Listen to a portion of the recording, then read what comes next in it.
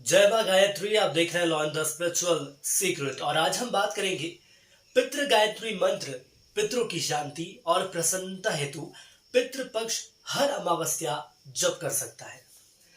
देखिए, पितरों को प्रसन्न करने और उन्हें मुक्त करने की यदि आप कोशिश कर रहे हैं और उसमें अगर आप सफल नहीं हो पा रहे हैं या ये नहीं जान पा रहे हैं कि कैसे पितरों को प्रसन्न करें, तो ये वीडियो आपके ही लिए है। जी हाँ, आज हम बात करेंगे कि आखिर सनातन धर्म के संबंध रखने वाले लोग अपने पितरों की आत्मा की तृप्ति के लिए क्या कर सकते हैं, कौन से विधि विधान से श्राद्ध तर्पण किया जा सकता है।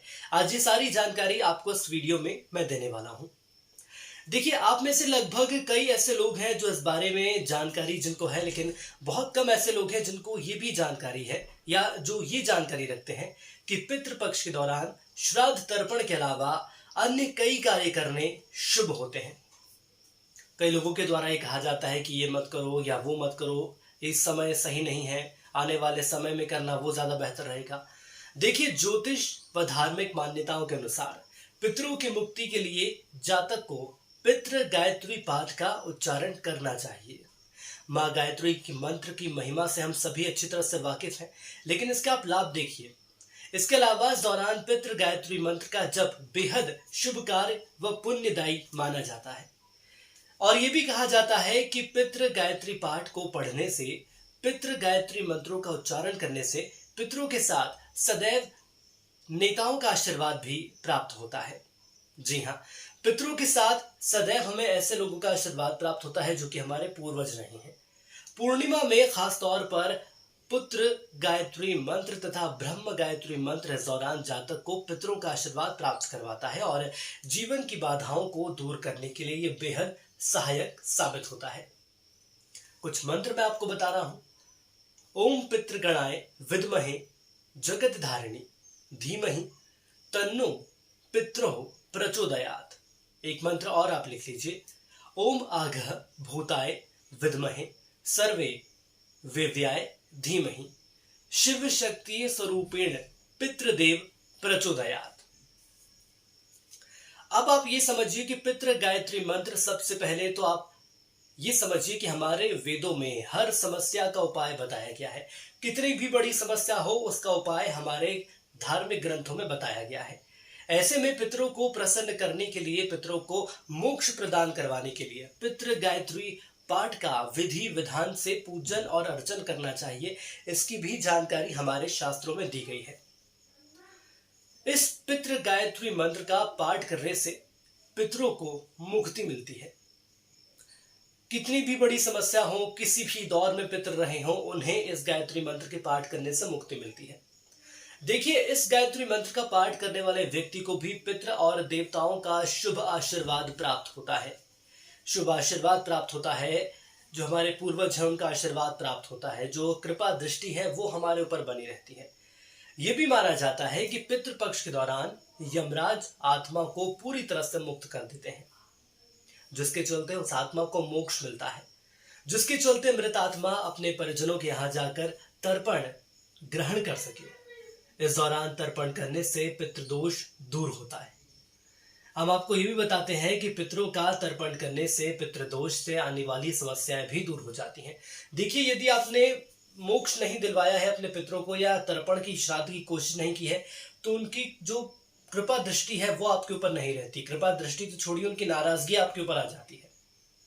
तो पितृपक्ष तर्पण की विधि अब आप जान लीजिए। परिजनों की श्राद्ध तिथि पर तर्पण करते समय पितरों की मुक्ति के लिए मंत्र जपे जाते हैं। पितरों को जल देने की विधि तर्पण कहलाती है। आज हम आपको कुछ ऐसे मंत्र बताएंगे जिनका उच्चारण करके आप पितरों की मुक्ति के लिए तर्पण करते समय आप ये जप कर सकते हैं, जो कि आपके लिए बेहद शुभ रहेगा, सही रहेगा। इसके लिए आप सबसे पहले पितरों का ध्यान करते हुए आप अपने दोनों हाथ जोड़ लीजिए। आप अपने पितरों का ध्यान करें, दिलो दिमाग में उन्हें रखें और उसके बाद हाथ जोड़ लीजिए। और अब उन्हें ओम आगंछुत्यमय पितर एवं गृहंतु जलानिमीन मंत्र के माध्यम से अभिमंत्रित करें। जलान जिंत्र इस मंत्र के माध्यम से अभिमंत्रित करें। आपकी जानकारी के लिए बता दूं कि ये मंत्र बेहद कठिन है। इस मंत्र का अर्थ है पितरों आइए और जलांजलि ग्रहण कीजिए। इस मंत्र को मैं आपको दे दूंगा, आप इसे डिस्क्रिप्शन बॉक्स से उठा लीजिएगा।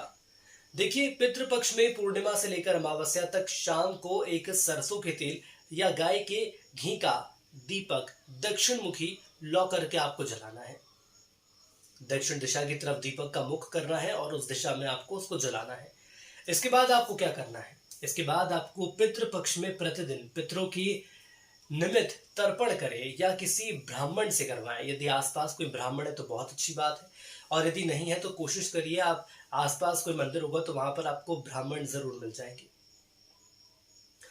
पितृपक्ष में प्रतिदिन पितृ सुक्ति के पितृ गायत्री का संपुट लगाकर अधिक से अधिक पाठ करें या करवाएं, और ऐसा कम से कम आपको 11,000 बार पाठ में अनुष्ठान की पूर्णता करनी होगी, जिसके चलते जो आपका अनुष्ठान है वो पूर्ण होगा, धीरे धीरे पूर्णता की ओर जाएगा। पितृपक्ष में प्रतिदिन पितृ गायत्री मंत्र का आपको जप अवश्य करना है। इस बात का आप ध्यान रखिए, पितृदोष से इससे आपको मुक्ति मिलती है। गायत्री मंत्र का जप अवश्य करें, बहुत शक्तिशाली मंत्र है।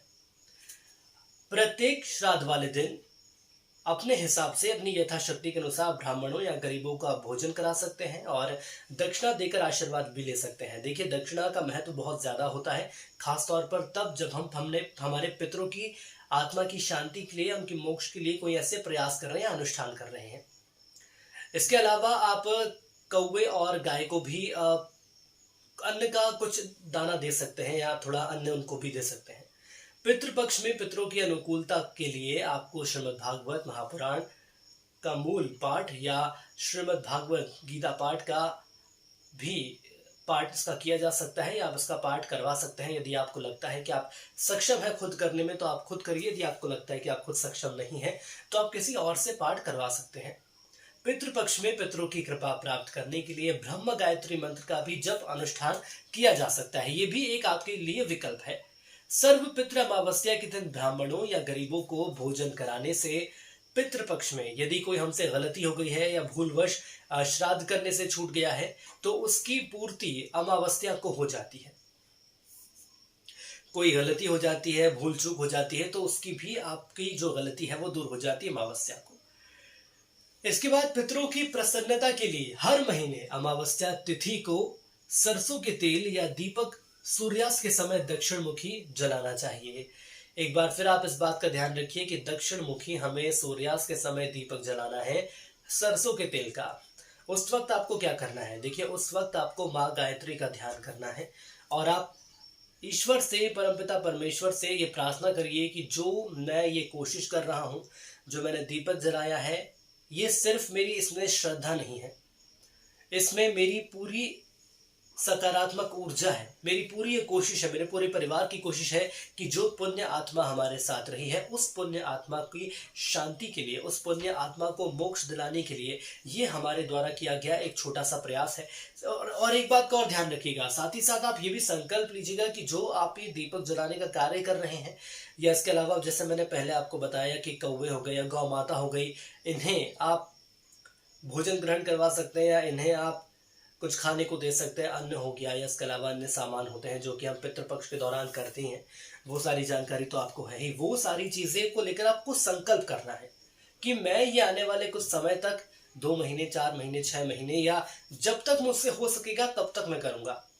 देखिए, इससे क्या होता है कि हमारी जो संकेत है, जो हमारी ऊर्जा है, वो सीधे जुड़ने लगती है, क्योंकि एक शक्ति ऐसी भी है, सकारात्मक शक्ति, परमपिता परमेश्वर भी देखते हैं, वो भी ये जानना चाहते हैं, वो भी देखते हैं कि आखिर आप जो सिर्फ मोक्ष के लिए कर रहे हैं या आपकी वाकई में जो पुण्य आत्मा आपके घर कभी रही है उनके लिए आपके मन में श्रद्धा है।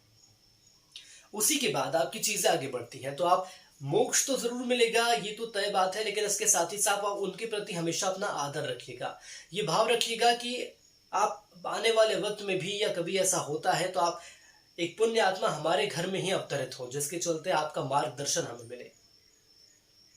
तो आज के इस वीडियो में इतना ही। कुछ ऐसी खास बातें मैंने आपको बताई हैं। अगर आपको कुछ समस्या लग रही है या परेशानी है या कोई बात आपको समझ नहीं आई है तो ज़रूर कमेंट करिएगा। पूरी कोशिश रहेगी कि एक बार फिर से सिलसिलेवार तरीके से आपको कुछ ऐसी ही जानकारियां हम दे सकें। जय मां गायत्री।